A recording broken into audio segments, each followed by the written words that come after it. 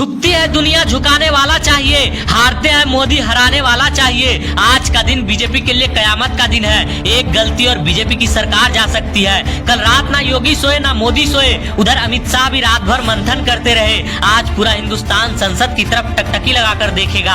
आज संसद को पूरे इंडिया का समर्थन प्राप्त होगा। क्या अखिलेश यादव, क्या ममता बनर्जी, आज पूरा विपक्ष एक पैरों पर खड़ा होगा। दरअसल आज से ठीक 139 दिन पहले राहुल गांधी को गुजरात की एक अदालत ने 4 साल पुराने एक मानहानि के केस में 2 साल की सजा सुनाई थी। उसके बाद राहुल गांधी की संसद सदस्यता चली गई थी, लेकिन राहुल गांधी ने जब सुप्रीम कोर्ट में इस फैसले को चुनौती दिया तो सुप्रीम कोर्ट ने 2 साल की सजा पर रोक लगा दी, जिसके बाद राहुल गांधी का संसद जाने का रास्ता फिर से खुल गया। वो कल 137 दिनों बाद फिर से संसद पहुंचे थे। राहुल गांधी को राहत मिलने से विपक्ष और कांग्रेस को क्या फायदा होगा, उसका एक बार मायने समझिए। पिछले 139 दिनों के बीच में देश में तमाम ऐसे घटनाएं हुई जिसने देश को झकझोर कर रख दिया, लेकिन संसद में इन मुद्दों को उठाने वाला दमदार चेहरा नहीं था। इसी बात का फायदा बीजेपी उठा रही थी और तमाम मुद्दों से जनता का ध्यान भटका रही थी। इन्हीं घटनाओं में एक घटना मणिपुर में भी हुई, जब 2 महिलाओं को निर्वस्त्र करके घुमाया गया। तब भी नरेंद्र मोदी संसद में इधर उधर की बातें करते रहे। मणिपुर पर उन्होंने कभी भी संसद में जवाब नहीं दिया। विपक्ष लाख कोशिश करती रही कि प्रधानमंत्री मोदी मणिपुर मुद्दे पर कुछ बोले,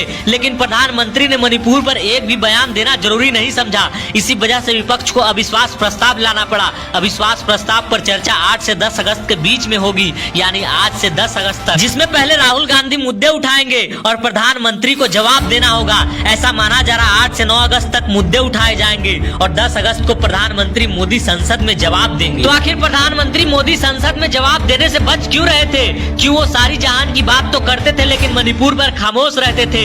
ऐसी क्या मजबूरी थी कि बेटी बचाओ बेटी पढ़ाओ का नारा देने वाला प्रधानमंत्री मणिपुर में 2 बेटियों को निर्वस्त्र करके घुमाए जाने के बाद भी संसद में इस मुद्दे पर एक शब्द नहीं बोला? तो आइए आपको इसका विश्लेषण समझाते हैं। दरअसल पिछले 4 महीने से मणिपुर में हिंसा हो रही है। हर दिन लोगों की जाने जा रही है। मैतेई और कुकी समाज एक दूसरे के जान के दुश्मन बने हुए हैं। अभी मणिपुर में बीजेपी की सरकार है, केंद्र में भी बीजेपी की सरकार है, लेकिन बीजेपी के सारे नेता इस बात को नकारते हैं कि लड़ाई मैतेई और कुकी के बीच में चल रही है। वो कहते हैं लड़ाई घुसपैठिए और मणिपुर के नागरिक के बीच में चल रही है। घुसपैठिए म्यांमार से आए हैं जो वहाँ का माहौल खराब कर रहे हैं। अमित शाह हो या एन बीरेन सिंह, सारे इसी बात को दोहरा रहे हैं। लेकिन अमित शाह और प्रधानमंत्री मोदी अपने हर एक भाषण में इस बात का जिक्र करते हैं कि पहले देश की सीमा सुरक्षित नहीं थी, अब एक परिंदा भी पर नहीं मारता है। फिर मणिपुर में घुसपैठिए कैसे घुसे? अमित शाह अपने हर एक भाषण में इस बात का जिक्र करते हैं कि बंगाल से रोहिंग्या मुसलमान हिंदुस्तान में घुस रहे हैं, ममता दीदी उनको रोकने के लिए कुछ नहीं कर रही है। फिर मणिपुर में तो आपकी सरकार है,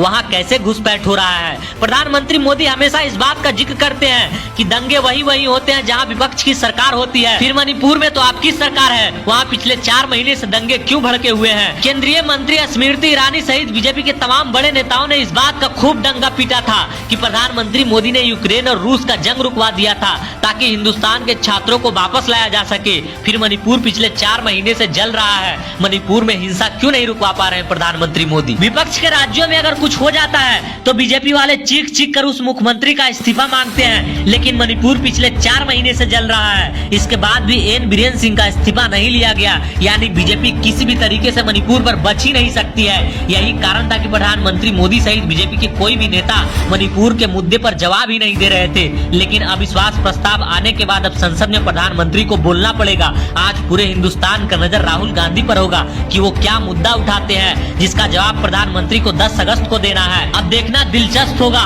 कि प्रधानमंत्री मणिपुर हिंसा पर अपनी सरकार की गलती मानते हैं या फिर से विपक्ष को ही जिम्मेदार ठहरा देंगे।